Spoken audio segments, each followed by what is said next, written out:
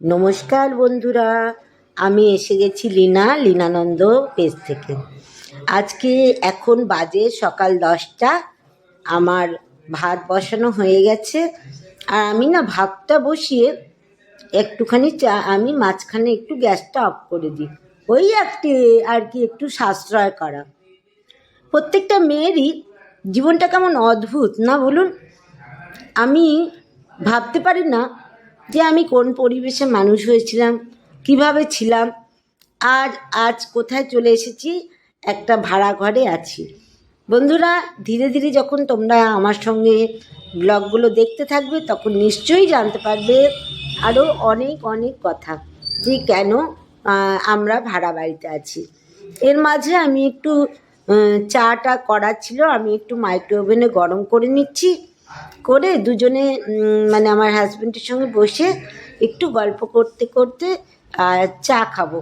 আর ভাতটা ওইদিকে আবার গ্যাসটা জ্বালিয়ে দিয়েছি। আমার ধারণা এতে গ্যাসটা একটু কম পড়ে। আর এদিকে আমার সয়াবিন, আলু আর পেঁপের তরকারি হয়ে গেছে। ভেবেছিলাম যে আজকে ওই তরকারি আর একটু আছে বেতো শাক, যেটা বলে বেতো শাক, বেগুন দিয়ে রান্না করা আছে। ভেবেছিলাম যে আজকে আর কিছুই রান্না করব না, কিন্তু সেটা কি আর সহ্য হয় আমার হাজব্যান্ডের? যাই হোক, সেটা পরে আসছি, বন্ধুরা দেখতেই পাবেন কি হলো। এবার রান্নাঘরে কাজ করছি আর নিজের মনের কথা তোমাদের সঙ্গে শেয়ার করছি। কেন রান্নাঘরে কাজ করতে করতে আমার সঙ্গে কথা বলার মতো কেউ নেই। 2 কাপ চা নিয়ে এগিয়ে গেলাম। এটা হচ্ছে বুধবার সকালের ঘটনা। এই যে আমাদের ফ্রেডি আমাকে দেখলে যে কি করে, ও ভাবছে, আবার ওর পছন্দের বিস্কুট ছাড়া খায় না। এদিকে আমার পুজো দেওয়া হয়ে গেছে, সকালেই স্নান পুজো করে আমি ভাত বসিয়েছি, আর একটু সেজেও নিয়েছি। আর সামান্য একটু নিজে সাজলে না, একটু নিজে ঘরে যদি নিজে একটু সেজে থাকেন, দেখবেন নিজের মনটাই ভালো হয়ে থাকে। তবে আমার ঘরটাকে একটু ইগনোর করবেন, কারণ আমার ঘরে সত্যিকারে আমার জিনিসপত্র রাখার মতো সেরকম জায়গা নেই। ফলে ওইভাবেই আমি রেখে দিই, যেভাবে পারি, যেভাবে সম্ভব চেষ্টা করি রাখার। আবার চলে এসেছি, দেখুন এই যে কাতলা মাছের বড় ফোন করে আনিয়ে নিয়েছে আপনাদের দাদা। কি করব, নুন, হলুদ আর আমি একটু এর সঙ্গে লঙ্কা গুঁড়ো মিশিয়ে রেখে দিই, কারণ একটু লঙ্কা গুঁড়োটা আমি মাছ ভাজা করলে বা করলে একটু ম্যারিনেট করে রেখে দিই। ভাবছি আজকে ভাজাই করে নেবো 2 পিস, বাকিটা দেখা যাবে কি হবে। ভাত তো হয়ে গেছে। আর যে কথাটা বলছিলাম, সেইভাবে আমি কিন্তু নিজের জীবনকে এইভাবেই মানিয়ে নিয়েছি। এখানেই আছি, এইভাবে মানিয়ে নিয়েছি। ছোটোখাটো টুকটাক যেগুলো, সেগুলো আমি ধুয়ে নিই। আমার কিন্তু যদি বলেন হেল্পিং হ্যান্ড অবশ্যই আছে। এই যে বেথুয়া শাকটা, সঙ্গে কালকের একটু বেগুন ভাজা, আর এই যে ফ্রেডির ভাত। ফ্রেডিকে ভাত খাওয়াবো যখন দেখাবো। যাই হোক, আমি লড়াই এইভাবে করে যাচ্ছি। আমার 2জন হেল্পিং হ্যান্ড আছে, কিন্তু একজন বিকেলে আসে, রুটি, পরোটা যাই হোক ওগুলো করে দেয়।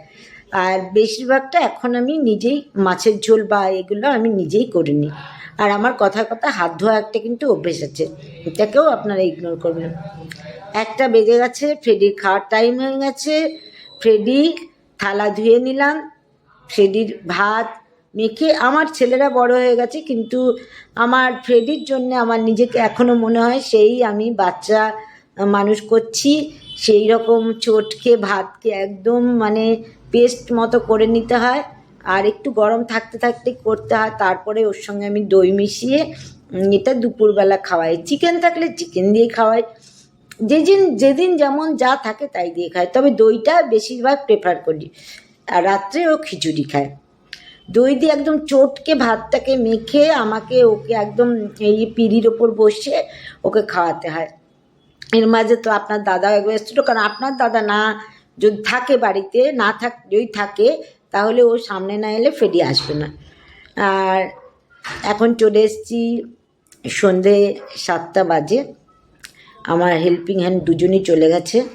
হঠাৎই বিকেলের পর থেকে আমার শরীরটা খুব অসুস্থ হয়ে যায়। দেখুন মুখ চোখের অবস্থা, মনে হয় মাথা তুলতে পারছি না, জ্বর জ্বর ভাব, গলায় ব্যথা। এই অবস্থাতেও এলাম, কারণ মাছের ঝোলটা নিজে হাতে করব। মাছটা ভেজে রেখে দিয়েছি। সামান্য কালো জিরে ফোড়ন দিয়ে পেঁয়াজ কুচি আর আলু দিয়ে আমি মাছের ঝোলটা করে নেবো।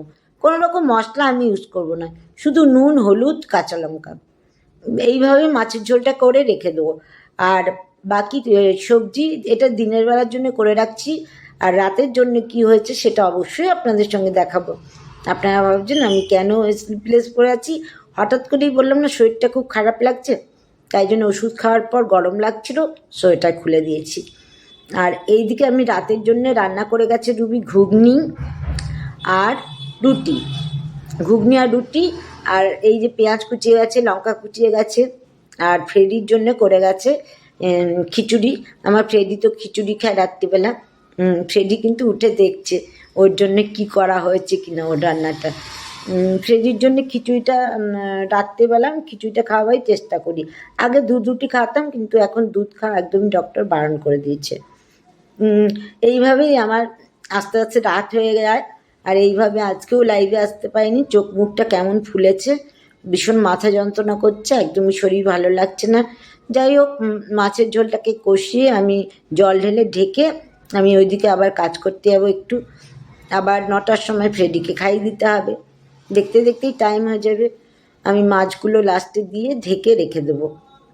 মাছ ভাজা আছে, এবার ঝোল কড়াইতে আর কি একটু জল দেবো, দিয়ে আমার রাতের মতো কাজটা মোটামুটি শেষ হয়ে যাবে।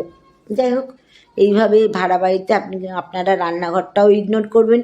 আর দেখুন আমি আরেকবার চা খাবো, গলাটা খুব ব্যথা করছে, তাই জন্য একটু চা বসিয়েছি।